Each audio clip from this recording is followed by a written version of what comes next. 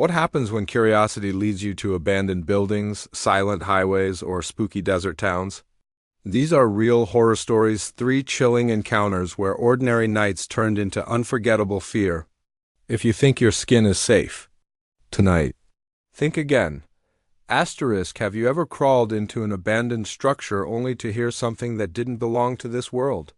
That's exactly what happened when we snuck into the old Fisher Mills, and what we found still sends shivers down my spine. Asterisk, I'm a senior in high school, itching for real adventure.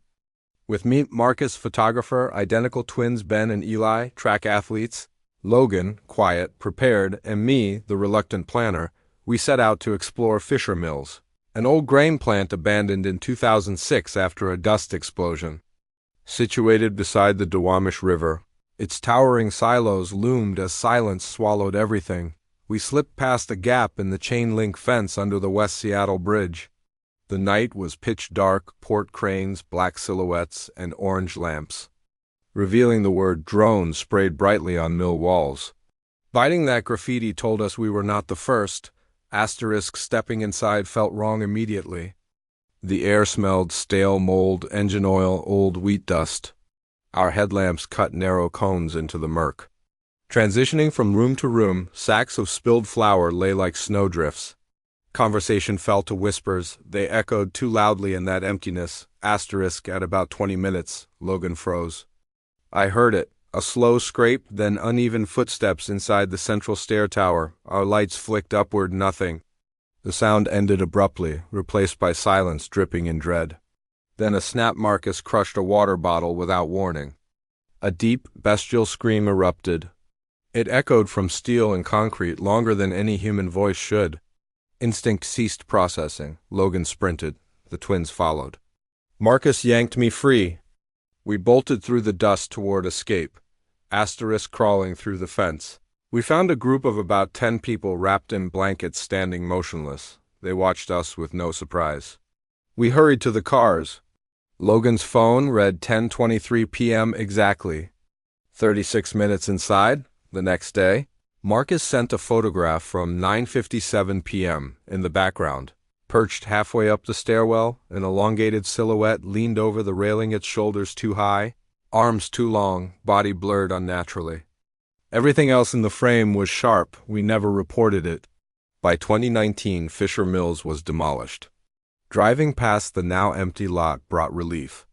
No building meant no place for those sounds or that figure to hide.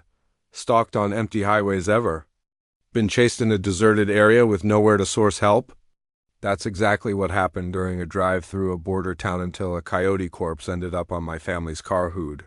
Asterisk, it's 1993 and my tiny Arizona border town lacks entertainment. After running errands and picking up a friend, boredom struck. We drove until I missed my usual turn and drifted onto a deserted dirt road. That's when we saw a boarded-up house under a eucalyptus tree door open. Windows smashed. Asterisk, my friend dashed inside to explore.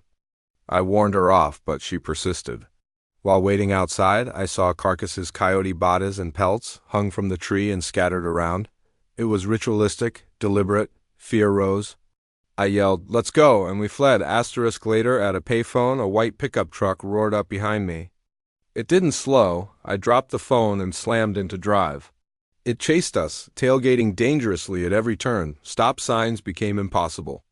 I drove like my life depended on it through narrow streets, past my friend's house. The truck never slowed, its presence menacing. Asterisk, flagging down a cop. I pleaded for help. He dismissed me, suggesting I was tired. Dejected, I drove off. Minutes later, the truck reappeared, circling the block. Eyes always fixed on mine. At home, relief turned to dread. On my dad's car hood, perfectly placed, was a taxidermy-quality black coyote, staring at me under the porch light. The same creature I saw hanging at the abandoned house. Asterisk, the haunted stairwell. Asterisk, what if a locked stairwell at your workplace started pounding from within when no one was inside? That's what happened to a gym janitor in San Antonio, and it happened more than once. Asterisk, since 2019.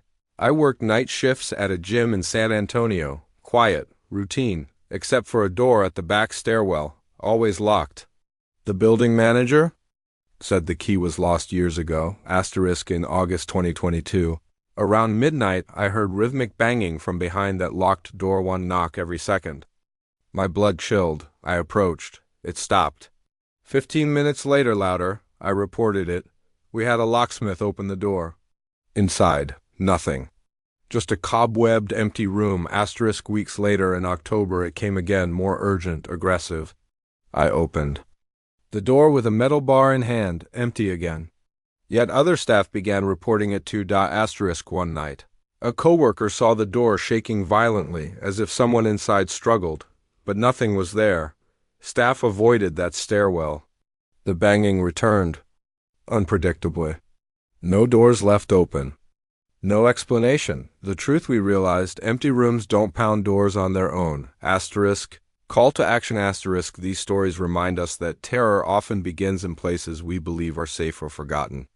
Like this video, if your heart raced reading any story, comment the most unsettling experience you've had if you've ever felt danger in silence.